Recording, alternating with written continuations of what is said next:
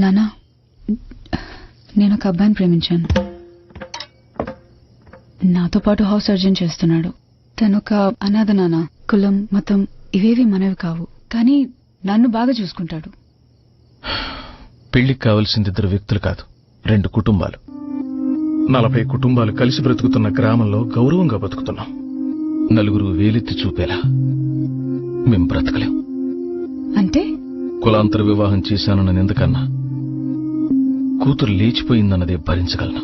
నాన్న, మేం కావాలనుకుంటే మనలో వాడిని చూసుకో, వాడే కావాలనుకుంటే మమ్మల్ని మర్చిపో.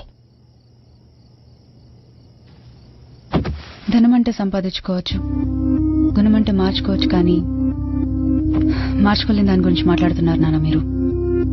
పెళ్ళంటే 2 వ్యక్తులు, 2 కుటుంబాలు కాదు, 2 మనసులు.